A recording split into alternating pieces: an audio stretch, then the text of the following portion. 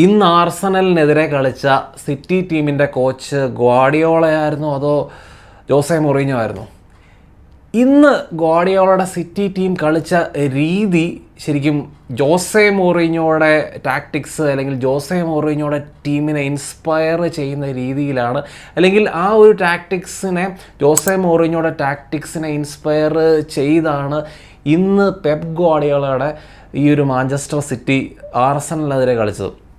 ശരിക്കും മാച്ചിൻ്റെ തുടക്കം നോക്കുകയാണെങ്കിൽ സിറ്റി നന്നായിട്ട് പ്രസ് ചെയ്യുന്നുണ്ട്, ആർസണലിനെ പ്രസ് ചെയ്യുന്നുണ്ട്, ബോൾ വിൻ ചെയ്യാൻ ശ്രമിക്കുന്നുണ്ട്, ട്രാൻസിഷൻസിൽ ആർസണലിനെ അറ്റാക്ക് ചെയ്യാൻ വേണ്ടി സിറ്റി ശ്രമിക്കുന്നുണ്ട്. അപ്പം ശരിക്കും പറഞ്ഞു കഴിഞ്ഞാൽ രണ്ട് ടീമുകളിലും ബോൾ പൊസഷൻ കീപ്പ് ചെയ്യാൻ ആഗ്രഹിക്കുന്ന ടീമുകളാണ്. പക്ഷേ എനിക്ക് തോന്നുന്നത് കുറച്ച് ആ ഒരു ബോൾ പൊസഷൻ്റെ കാര്യത്തിൽ ഒരു സുപ്പീരിയോറിറ്റി ശരിക്കും ആർസണലിന് ഇന്നത്തെ മാച്ചിലുണ്ടായിരുന്നു. അപ്പോൾ അതുകൊണ്ട് തന്നെ ഗ്രാജുവലി പൊസഷൻ കൂടുതൽ ആർസണലിന് വന്നു. എന്നാലും ട്രാൻസിഷൻസിൽ സിറ്റി ത്രെട്ടനിങ് ആയിരുന്നു.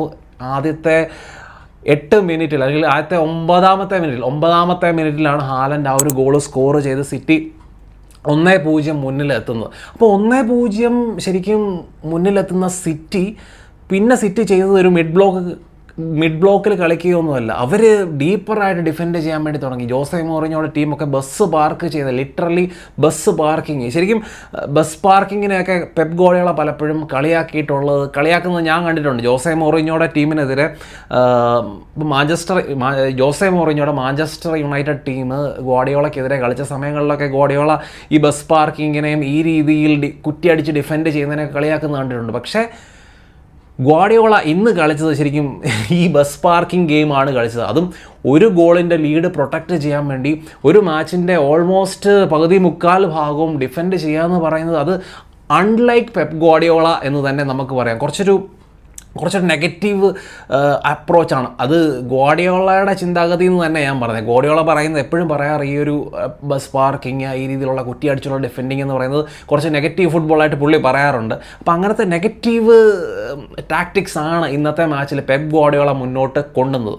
അപ്പം ശരിക്കും പറഞ്ഞു കഴിഞ്ഞാൽ ഈ ഒരു മാച്ച് ഇവർ 1-0 ലീഡ് ഡിഫെൻഡ് ചെയ്ത് അവസാനം ആ ഒരു 90+3-ാമത്തെ മിനിറ്റിൽ ആ ഒരു ഗോള് കൺസീഡ് ചെയ്യുന്നത്. അപ്പോൾ അത്രയും നേരവും ഇവർ ഡീപ്പറായിട്ട് നന്നായിട്ട് ഡിഫെൻഡ് ചെയ്യുന്നുണ്ട്. ആർസണൽ അത്ര വലിയ ത്രെട്ടനിങ് ആയിട്ട് എനിക്ക് തോന്നിയിട്ടില്ല.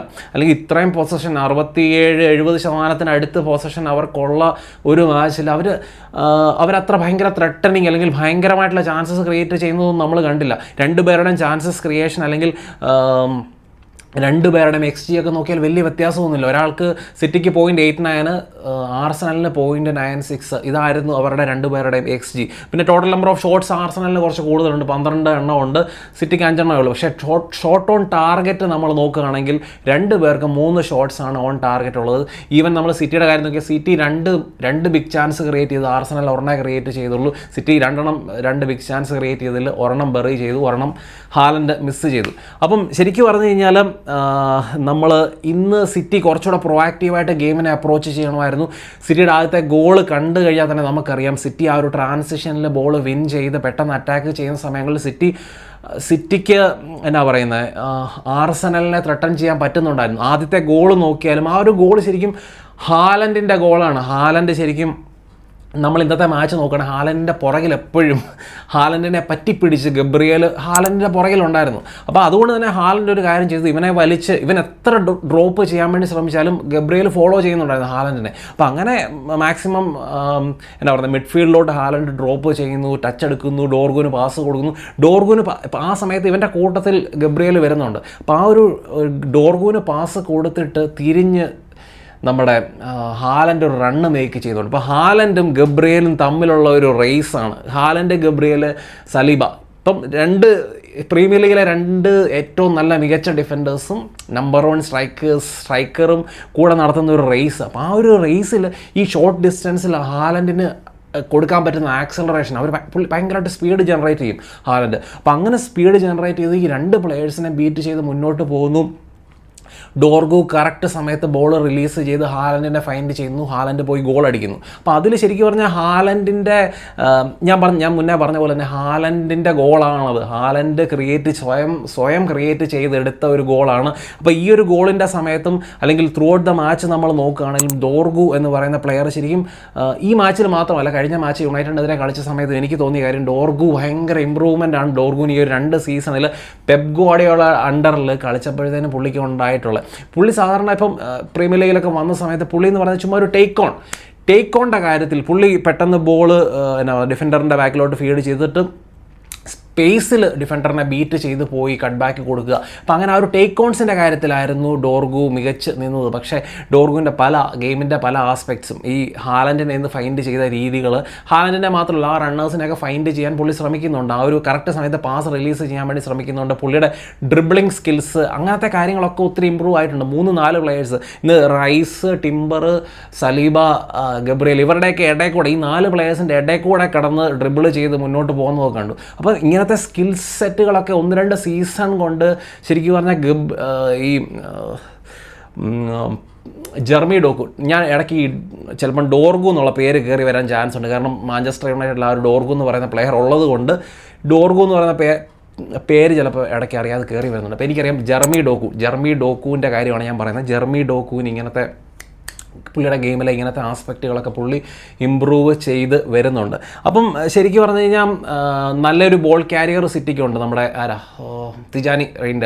തിജാനി റെയിൻഡേഴ്സും അതുപോലെ നല്ല 2 പേസി റണ്ണേഴ്സ്, ഫിനിഷേഴ്സ് ഡോർഗു, ഹാലൻഡും ഉള്ളപ്പം തന്നെ ഇവർ ട്രാൻസിഷനിൽ കളിച്ചിരുന്നെങ്കിൽ എനിക്ക് തോന്നുന്നു 1-2 ഗോൾ അടിച്ച് എന്താണെങ്കിലും ആർസനലിനെ തോപ്പിക്കുമായിരുന്നു. ഈ രീതിയിൽ കുറ്റി അടിച്ച് ഡിഫെൻഡ് ചെയ്യേണ്ട യാതൊരു കാര്യമില്ലായിരുന്നു. ഇപ്പോൾ ഈ ഒരു ഡിഫൻസിനെ നമ്മളിപ്പം കുറ്റം പറയുമ്പോഴും ഇന്ന് ത്രൂ ഔട്ട് ദ മാച്ച് ആ ഡിഫെൻഡ് ചെയ്ത് ആ ഒരു 3-4 മിനിറ്റും കൂടെ എക്സ്ട്രാ ഡിഫെൻഡ് ചെയ്ത് മാച്ച് സീ ത്രൂ ചെയ്യാൻ വേണ്ടി സിറ്റിക്ക് പറ്റിയിരുന്നെങ്കിൽ നമ്മളെല്ലാവരും പെപ് ഗുവാർഡിയോളയുടെ ഡിഫെൻസീവ് മാസ്റ്റർ ക്ലാസ് എന്നൊക്കെ പറഞ്ഞാനെ.